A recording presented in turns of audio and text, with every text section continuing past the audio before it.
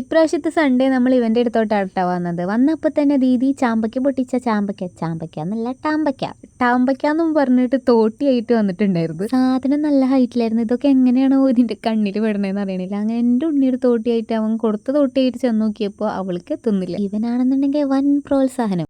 എന്നിട്ട് കിട്ടണതാണെന്ന് വെച്ചെങ്കിൽ ഇങ്ങനെയുള്ള കുത്തും കോമയുള്ള സാധനങ്ങളൊക്കെയാണ് കിട്ടിയിട്ടുണ്ടായിരുന്നത്. കോമയില്ലാത്തത് ഒന്ന് കഴുകി കൊടുത്തപ്പോഴേ നിന്ന് മാക്ക് തിന്നണം. ഒരു കഷ്ണം ചോദിച്ചിട്ട് തന്നപ്പോഴേ തന്നു. സാധനം ടേസ്റ്റ് ഉണ്ടായിരുന്നു. വെറുതല്ലേ വന്ന് ചിണുങ്ങണത്. അപ്പോൾ ഒന്നും കൂടെ കയറി പൊട്ടിക്കാൻ വേണ്ടിയിട്ട്. വെറുതല്ല ചെക്കൻ കിണങ്ങണത്. കുഴപ്പമില്ല, ടേസ്റ്റുള്ള സാധനമാണ്. ഇവള് പൊട്ടിക്കണത് ഇവളുടെ വായില പോണ്. ലാസ്റ്റ് ഇവളെ തന്നെ കയറി പൊട്ടിപ്പിച്ചു ഞങ്ങൾക്ക് വേണ്ടിയിട്ട്. ഇതങ്ങനെ അവസാനിച്ചെന്ന് വിചാരിച്ചപ്പോൾ തോട്ടിയായിട്ട് വീണ്ടും വരുന്നു. ഇങ്ങനൊക്കെ എക്സ്പ്രഷൻ ഇട്ടാൽ എങ്ങനെ പൊട്ടിച്ചു കൊടുക്കാതിരിക്കും. അവന്റെ ആഗ്രഹം സാധിക്കാൻ ഒന്നും കൂടെ കയറേണ്ടി വന്നു. അവള് വീണ്ടും നിന്ന് ചാടുന്നു.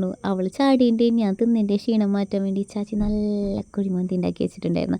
അപ്പോൾ അതൊക്കെ കഴിച്ചു ഞങ്ങൾ സന്തുഷ്ടരായി. ടാറ്റ. ഇത് ടാറ്റയിലല്ലേ എസ്തെറ്റിക്.